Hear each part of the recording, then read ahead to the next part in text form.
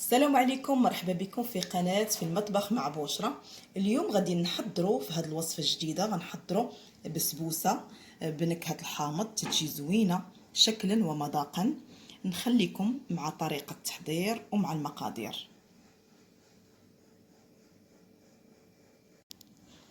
غنحتاجوا 3 البيضات، كاس معمرش ديال السنيده، اللي بغى الحلاوه يدير يعمر الكاس، كاس ديال الزيت، كاس ديال الحليب، ياغورت طبيعي، شويه د الملحه، قشور حامضه، عندنا 2 خمارات وساشي فاني، وكاس الا ربع ديال الدقيق، دقيق ابيض ما يعادل 70 غرام، وعندنا 2 كيسان ديال السميده ما يعادل 250 غرام.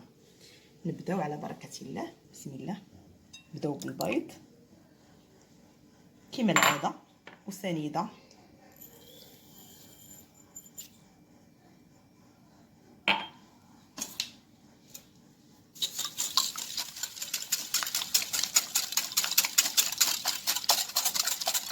حاولوا نطربوه مزيان.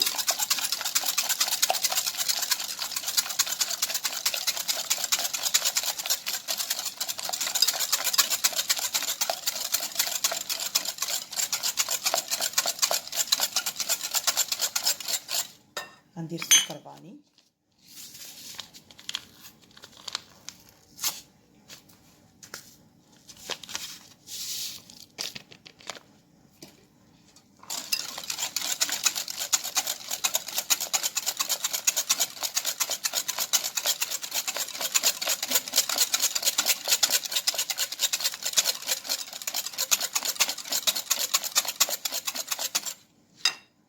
نديرو كاس الزيت،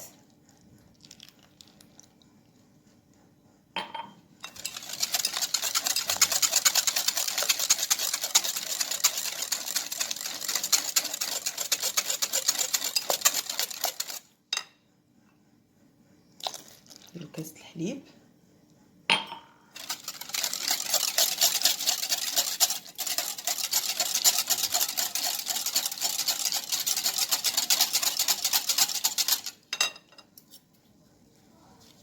غنضيف ياغورت طبيعي، اللي بغى ياخذ ديال الفاني ياخذو.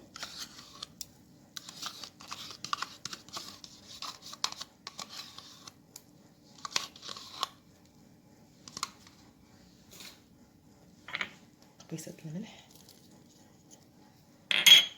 غنضيف قشور حامضه،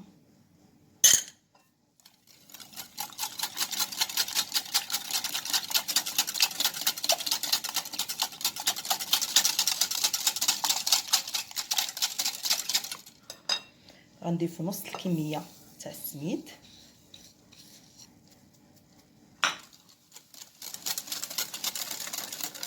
ونديروهاش في مره. غنضيف الدقيق، وغندير خميره،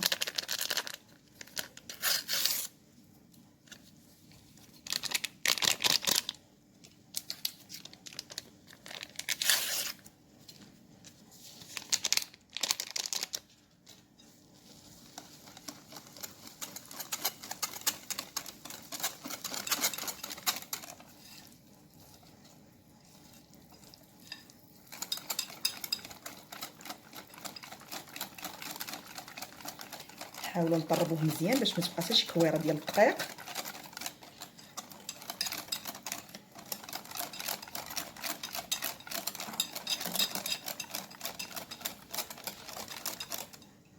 دابا غنضيف السميده اللي بقات،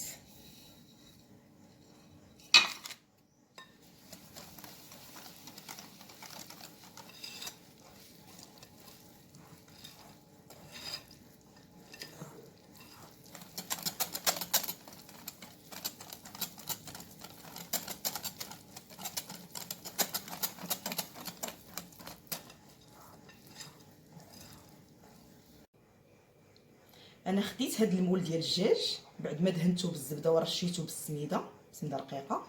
دابا غادا نخوي فيه هذا الخليط،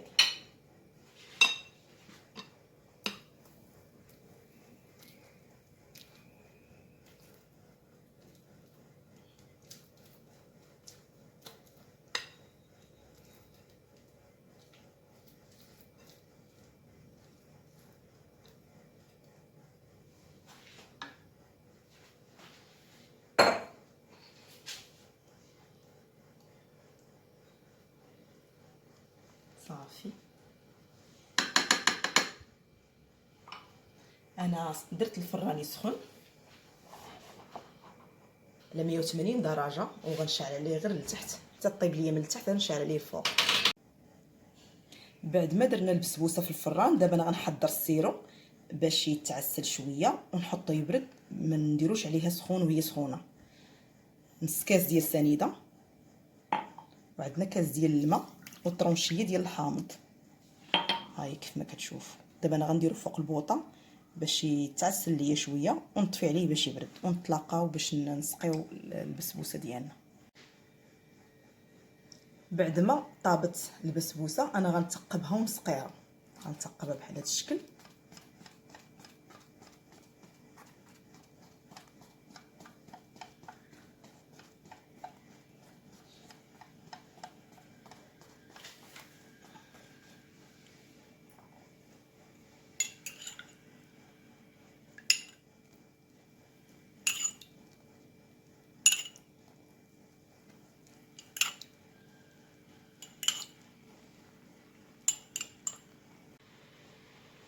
بعد ما سقيتها انا دابا درت لها الكونفيتير ديال المشماش، درت معاه شويه ديال الماء سخون ودرتو باش ولا جاري شويه. كان عندكم العسل ديروا العسل. انا درت الكونفيتير ديال المشماش وغندير فوق منه الكوك. الكوك والكونفيتير كيتواتاو كيجيو زوينين.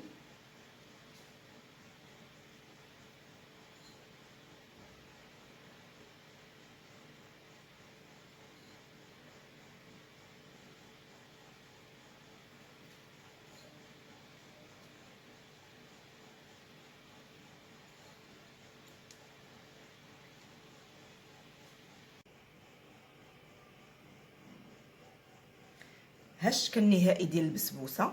انا كملت التزيين ديالها، درت هاد الطرونشي ديال الحامض، حنت البسبوسه بالحامض. كنتمنى البسبوسه ديال اليوم تعجبكم، ونتلاقاو في وصفه جديده وفي فيديو جديد ان شاء الله. خليتكم على خير.